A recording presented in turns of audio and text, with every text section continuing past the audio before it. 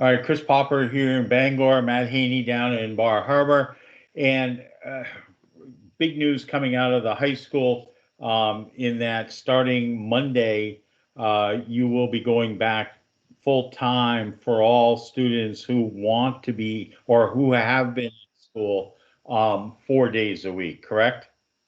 Yes, and we're really excited to be at this point that we're able to bring back that 4 day a week feel for those in-person students. It'll be twice as many ish students in the building at any given time. It'll Students will have more of their peers with them to interact. They're no longer going to be doing half of their classwork from home. Those students who had been doing the hybrid 2 day a week learning, and it's not that that's been a terrible thing.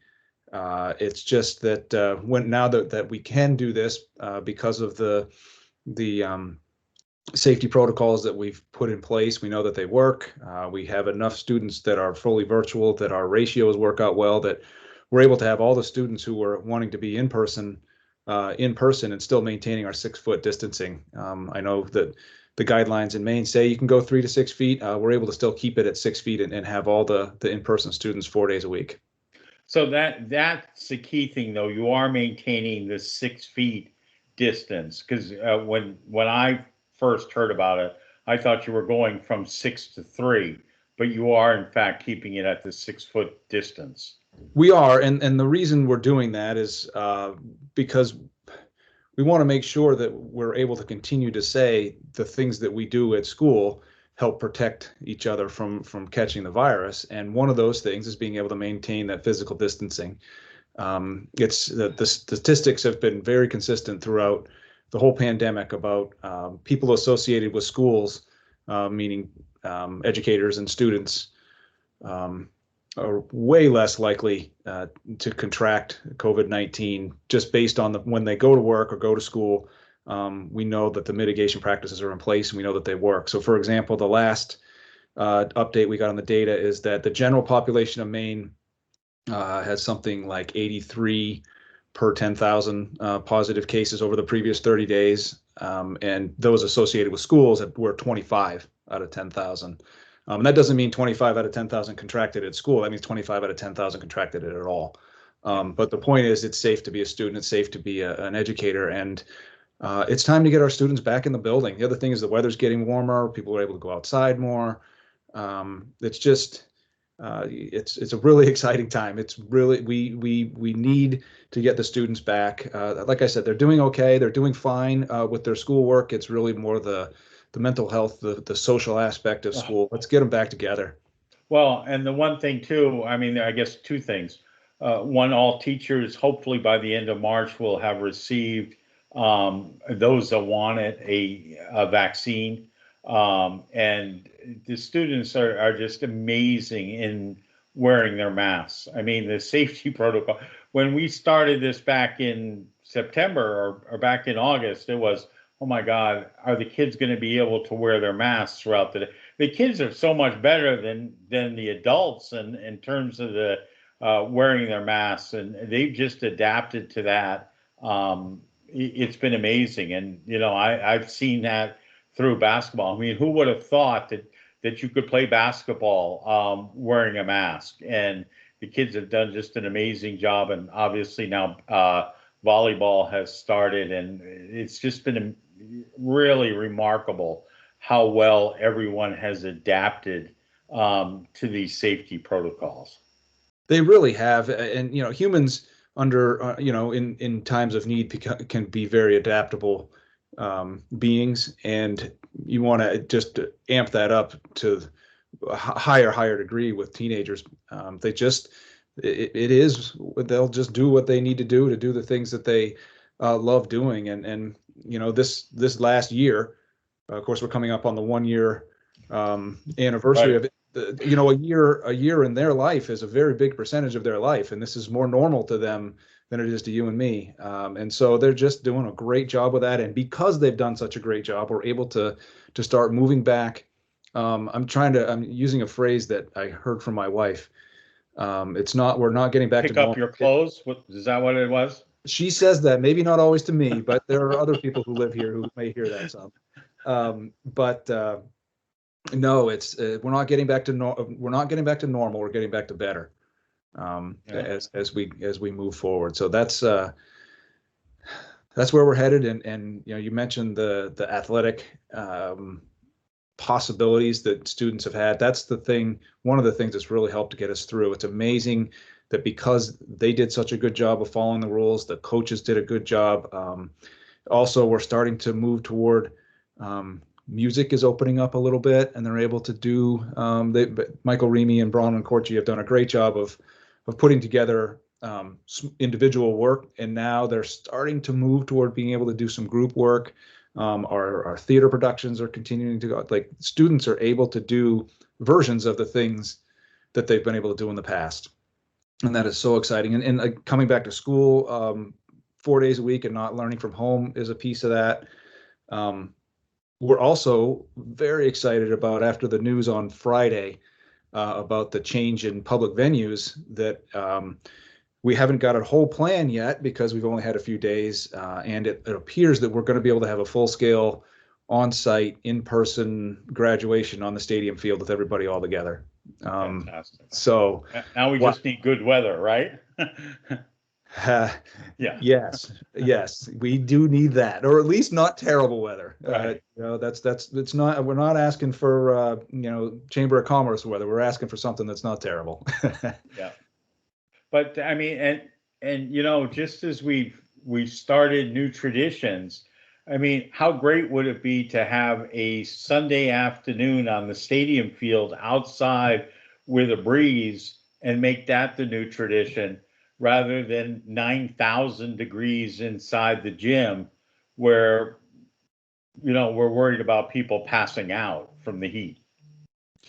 Yes. The beautiful thing about an indoor graduation is you can 100% predict what it's going to be. You can predict that it's going to be uncomfortable and dry. Right. You know, outdoors, who knows? So there is a lot of anxiety produced in planning an outdoor graduation, but the upside is really high. Yeah.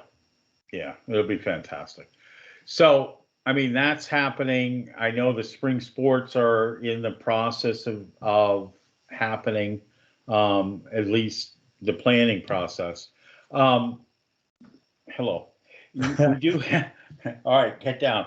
We do have some changes that are happening in terms of potential calendar changes for next year, as well as you're going to be having some virtual family meetings. Why don't you talk about those, if you would? Yeah, thank you. We are planning for lots of different ranges of thinking. We're planning for things like bringing the students back 4 days next week. We're planning for graduation, which is a little further into the future. And we're also looking at what next year could look like, and going back to the idea of getting back to better versus getting back to normal. We're trying to just take a really good look at some of the things that worked well this year for us, and how we might be able to keep versions of that in place. One of the things that universally has worked well, has made our students healthier, has made our students more effective, has made our students safer, is starting later in the morning. So that's one of the pieces we were really looking to do next year. What had been the typical start time, and what is the newer start time? So prior to this year, the start time was 7:57. Okay. I don't know why. It just was that. I inherited that, and 7:57 it is. Actually, I think I know why, but it doesn't matter.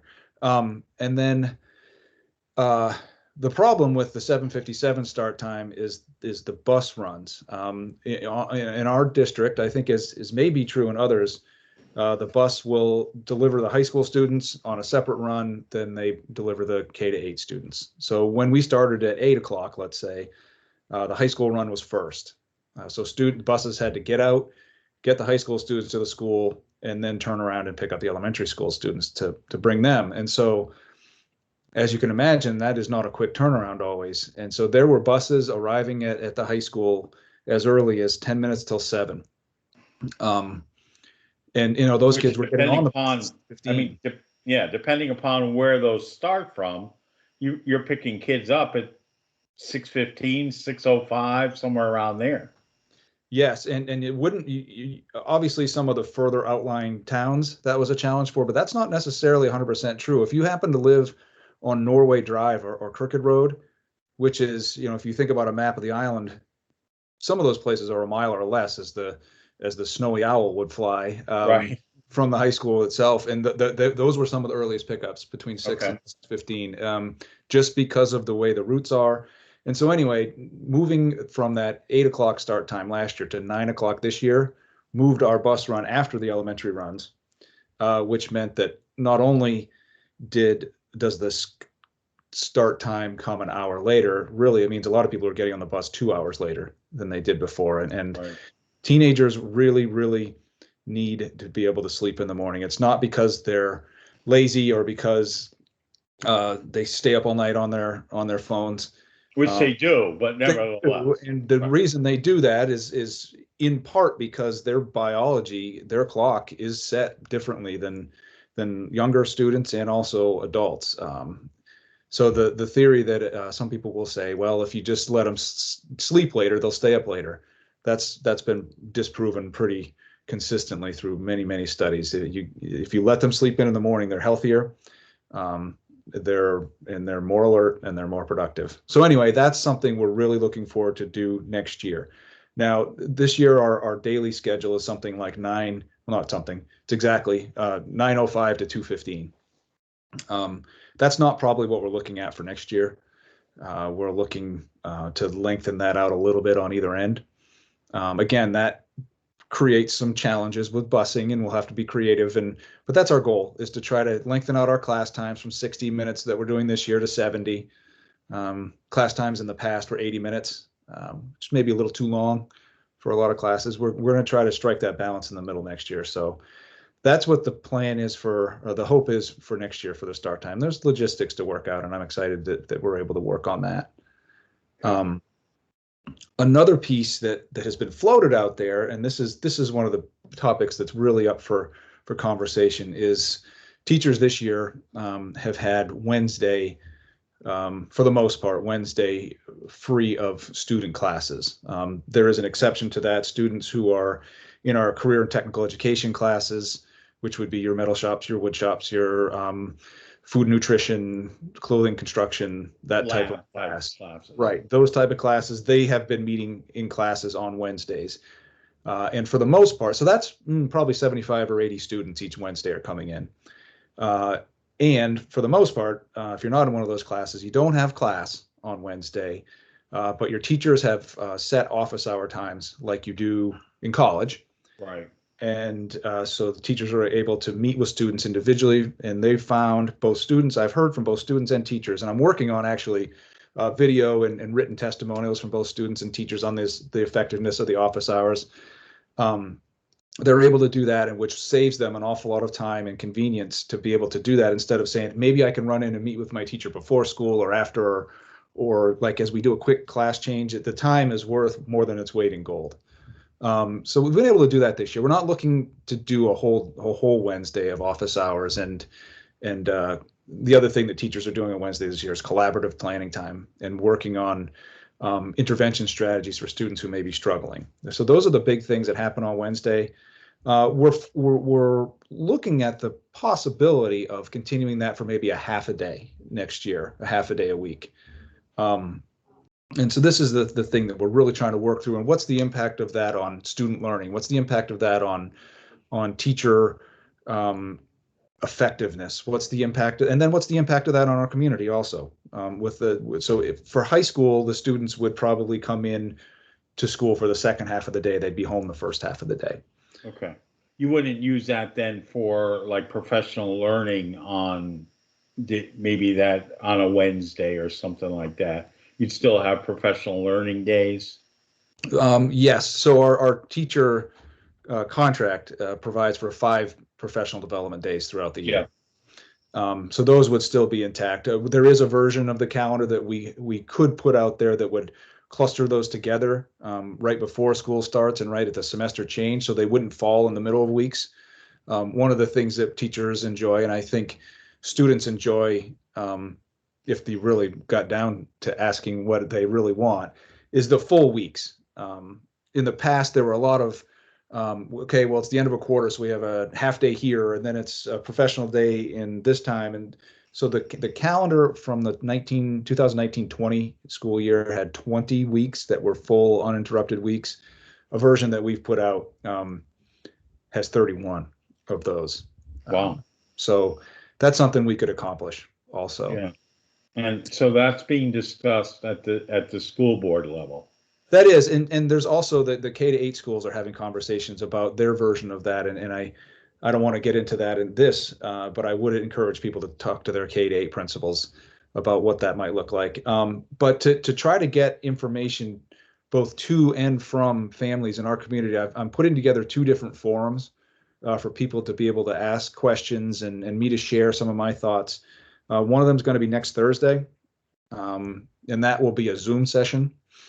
And then, fingers crossed, the following Friday after that, Friday the 26th, that's the day that indoor venues are able to go to a higher capacity. So I'm hoping to have an in-person forum on Friday, March 26th. Wow.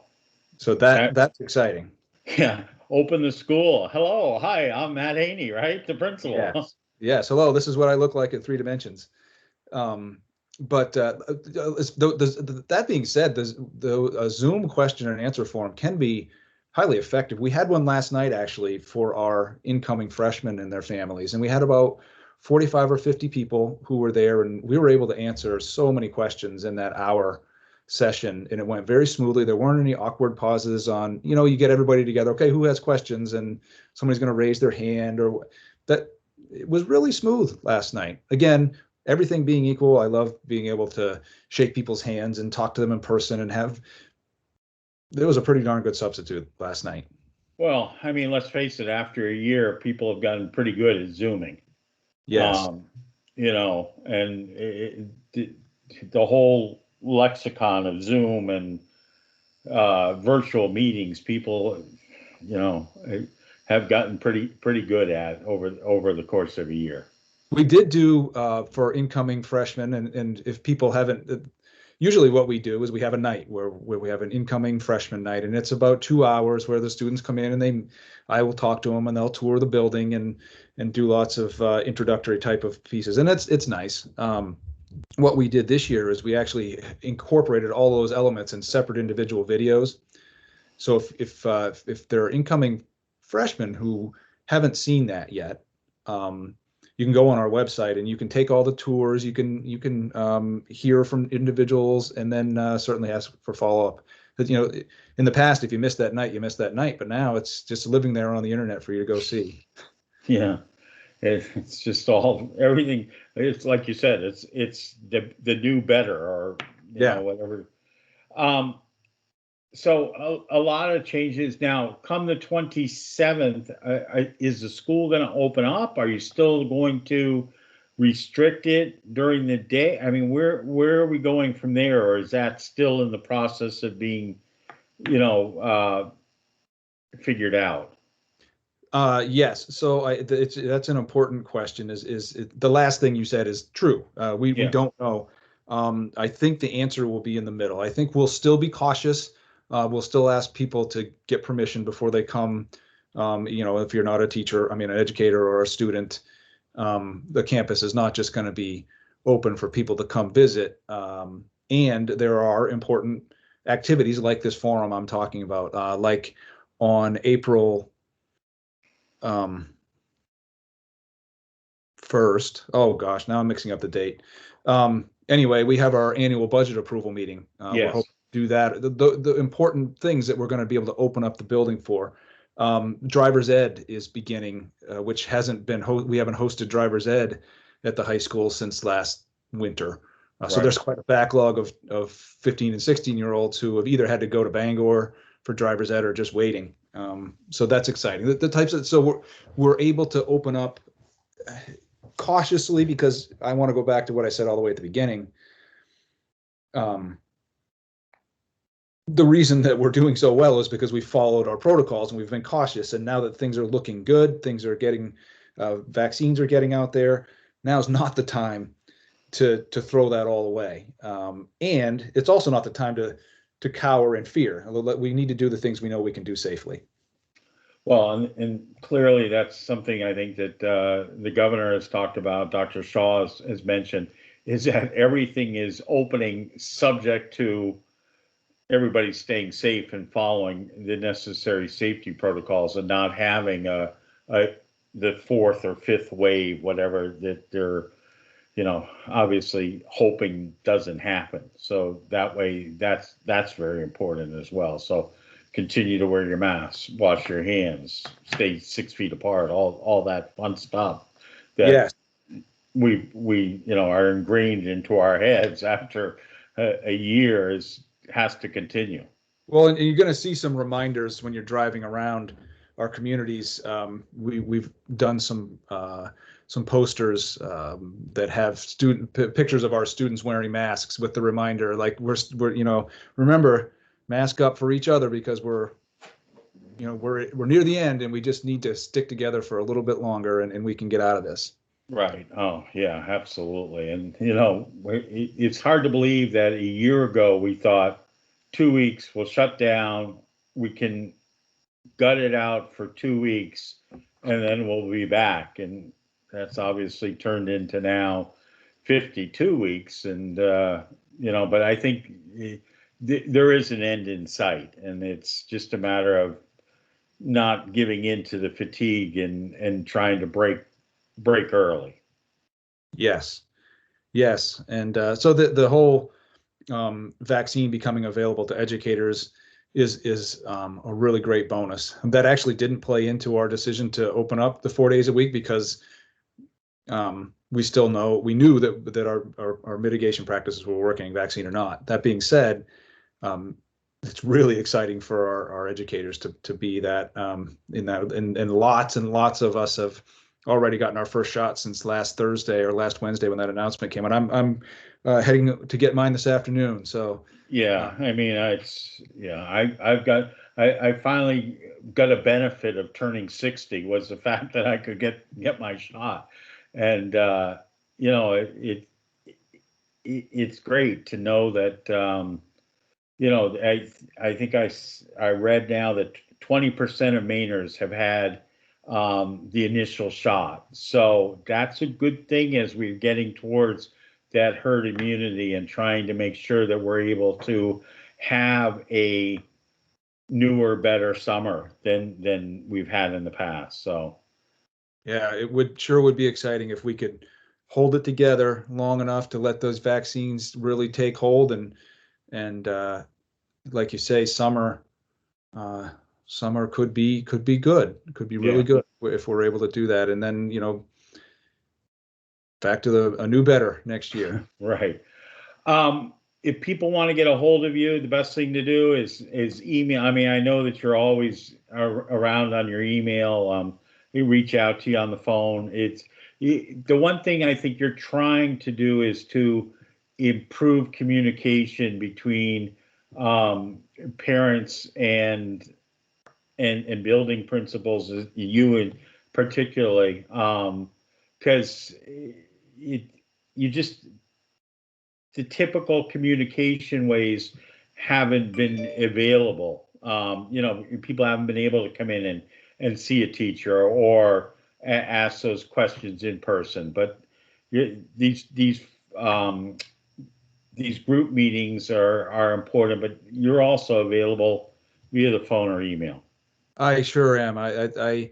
That's one of my favorite things to do, is to talk to people. And so I would always encourage people to email me if they have a question. My email is listed on the website, but it's mhaney@mdirss.org. Don't be surprised if you send me an email that has anything other than a quick question, that I will say, hey, can I give you a call?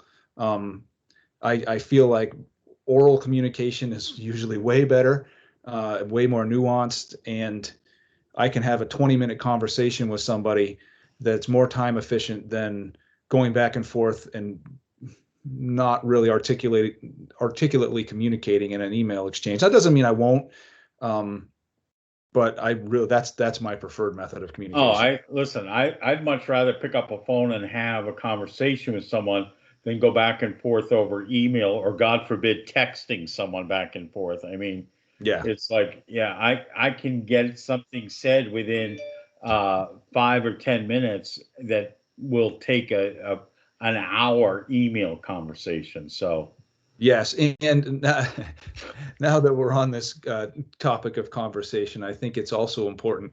I really do want to hear from people, and I want to hear from people directly. I had someone asked a question about Facebook during the board meeting on Monday night, and I think I said something like, "I'm not sure how many problems have ever been solved through conversations on Facebook." Now, Facebook is a good one-way communication medium. It's a good way to stay in community. I'm not disparaging the use of that. And if people are really upset or really have legitimate questions about something, ask the people who are able to directly give the response. right. Because we like, even if you have something to tell us you don't think we want to hear, we actually do want to hear it.